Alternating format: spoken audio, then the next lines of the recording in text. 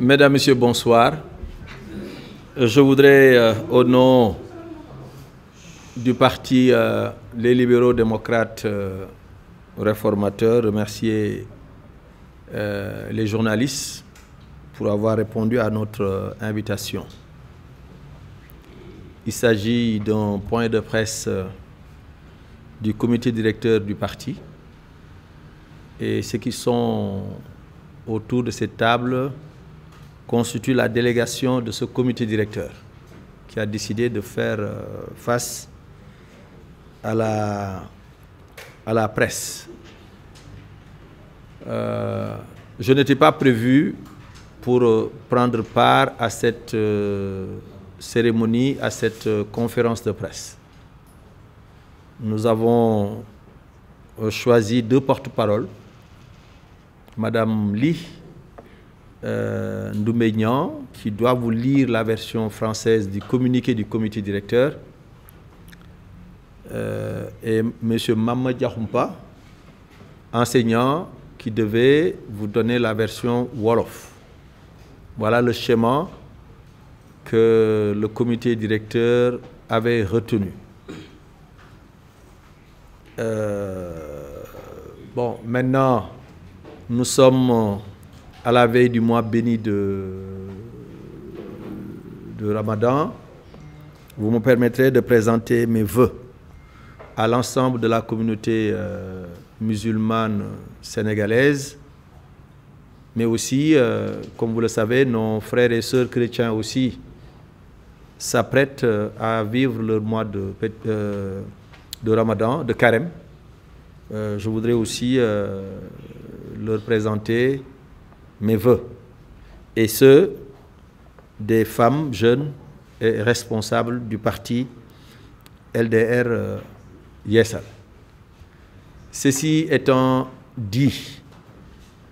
LDR Yeesal dafa bokk ci front pour la défense de la démocratie et de la République, muy FDR, muy kuréel gi nga xam ne moo ëmb mboolem kuje gi te sunu parti am ci taxawaay bu nga xam ne taxawaay bu mag la, taxawaay bu am solo la aussi. kuréel googu tamit li ñuy ñaan rek mooy képp ku nga xam ne sa parti wala sa mouvement wala sa organisation dafa jàpp ne lii gars yi di doxal baaxul, am nga foofu sa place. moo xam nga nekk kuréelu politique, moo xam nga nekk syndicat, moo xam nga nekk bokk ci société civile, ak foo mën di bokk rek, FDR li ko tax a jóg mooy défendre démocratie, défendre république. soo waxee loolu ñu lu tax démocratie ñu koy défendre, lu tax ñuy défendre république, c'est parce que gars yi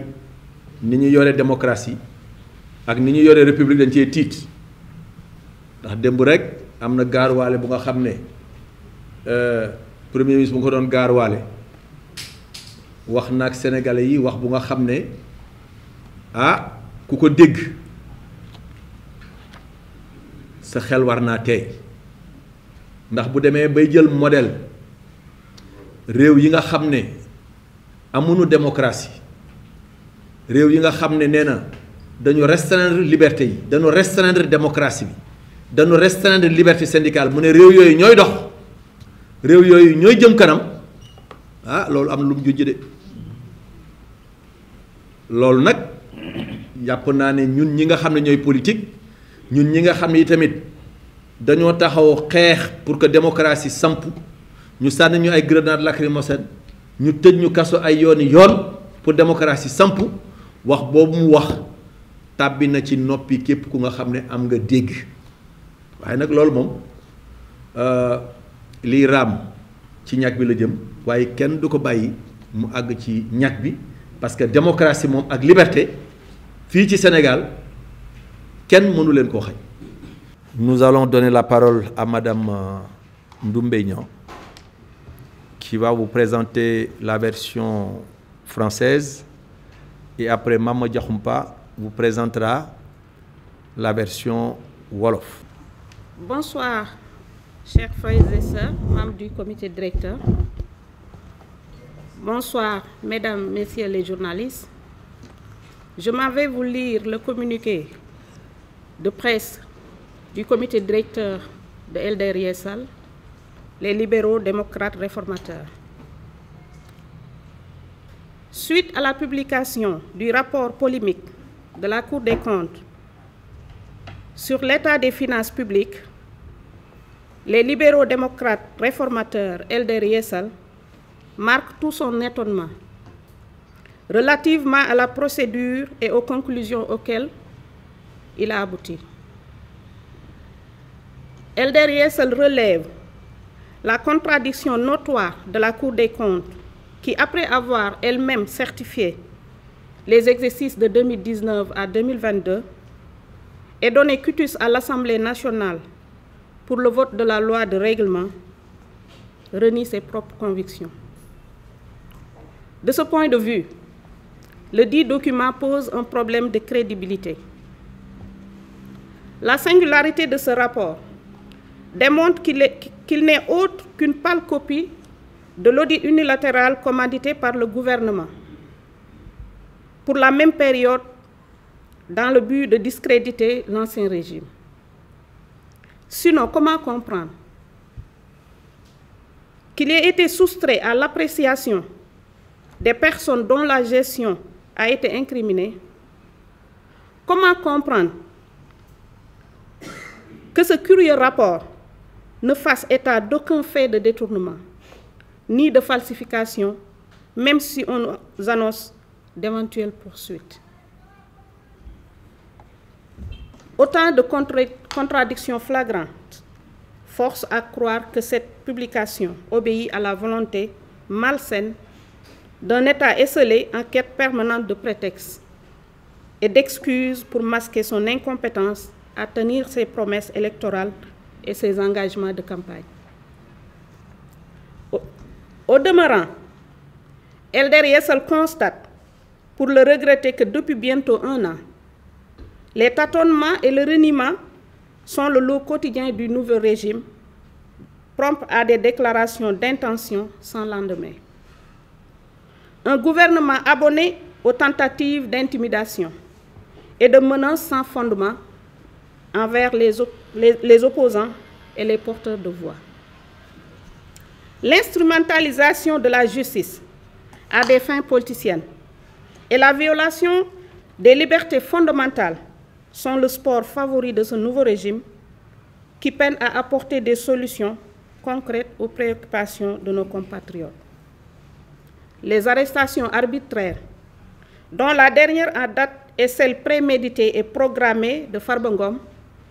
se poursuivent contre ceux qui n'ont de tort que d'exprimer leur opinion ou d'appartenir à un camp.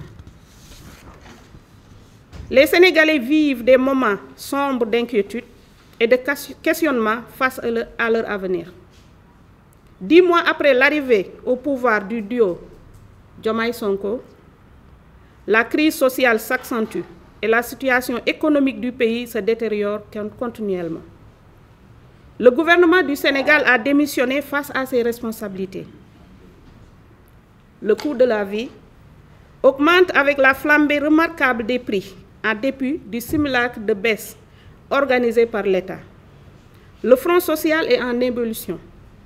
avec notamment des grèves et mouvements d'humeur tous azimuts et plusieurs centrales syndicales exaspérées, notamment par la vague de licenciements injustifiés dans les entreprises et agences. Ces centrales syndicales, invitées à un monologue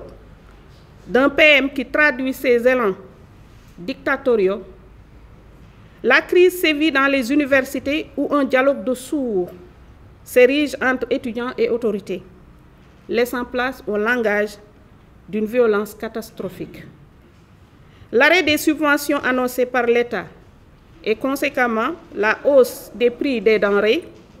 et du carburant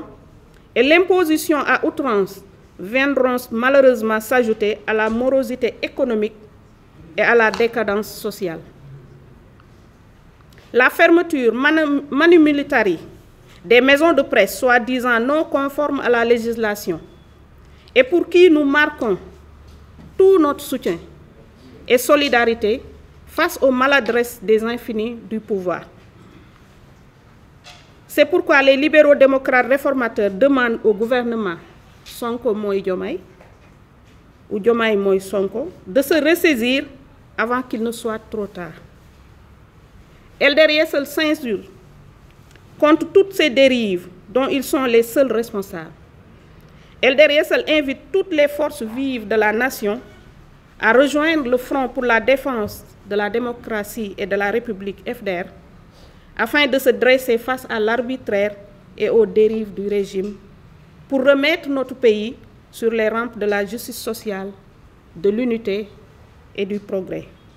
Fait à Dakar le 28 février 2025. LDRS. Assalamu alaikum. Président ñu ngi tàmbali di la nuyu. Suñ la nuyoo nuyu nañu membre comité directeur yi toog ci salle bi yépp. Waaye di beral nuyoo nag ñi ñu jàkkaarloo te ñi nag suñuy frère lañu. Suñuy mbokk lañu, suñuy rakk lañu, suñuy mag lañu, suñuy jarbaat lañu. Muy journaliste yi ñu jàkkaarloo.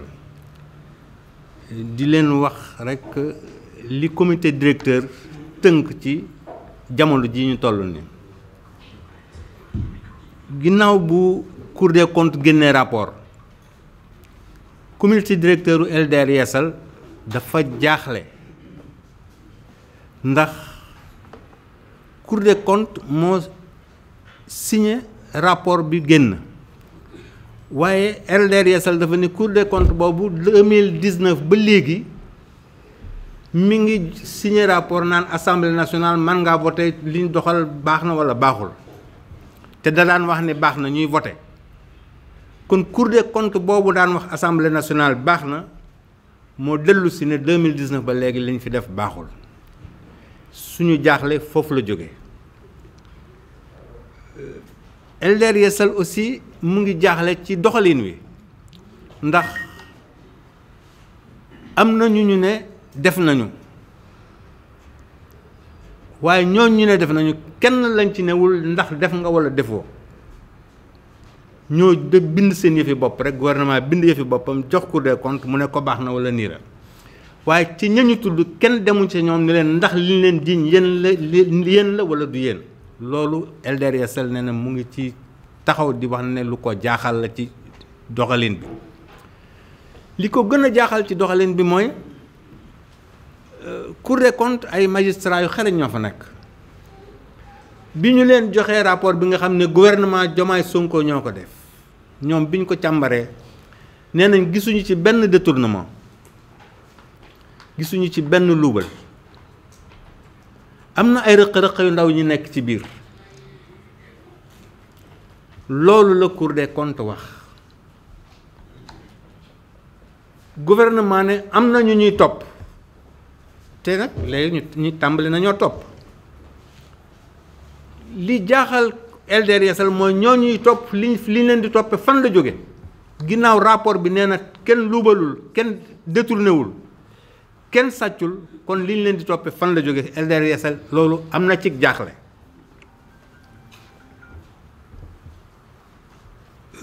LDR Yeesal aussi am na jaaxle ci doxalinu réew mi ndax fukki weer ak benn léegi presque at ñu jox la réew mi te ba nga koy wut nga ne woon état de grâce amut soxlawoo ko ku falu it buñ ko ko jox nga def fukki weer ak benn di xupp ak a xuppaate di tiitalaate di seet koo tëj ak di tëj loolu LDR Yeesal nee na am na ci jaaxle gu wér a wér a wér LDR Yeesal jaaxle na ci ku ñu jàpp yóbbu justice te tribunal ko fa yóbbu ñu àtte ko kon day mel ne dañuy instrumentaliser justice def ko jëfandikaay ku ñu jàpp yóbbu la fa ki ci mujj mooy Farba Ngom koo nga xam ne li LDR Yeesal xam ci moom mooy mës sa yore lu réew mi moom Farba mës sa gérer lu Sénégal moom ñu koy toppee alalu Sénégal LDR Yeesal am nag jaaxle foofu LDR Yeesal nee na réew mi lëndëm na ndax liñ dige woon li gouvernement dige woon daanaka gisagut lu mu ci def gisagut sax lu mu ci tàmbali prix yëpp a ngi yokk déggaguñ ku ñu ne société bu ne ma ngay embauché waaye dégg na ay société yu bëree bëri yu ne ña ngay dàq kon LDR Yeesal nee na am nag jaaxle ci ni réew mi di doxe am nag jaaxle ni doo Jomaay Sonko ni ñu yoree réew mi am na ci jaaxle am na ci njàqare LDR Yeesal mu ngi amaat beneen njàqare bu mu seen muy ñëw ci kanam mooy gouvernement bi nee nañ dañuy dakkal subvention nag mooy koppari réew mi bu ñu daan jël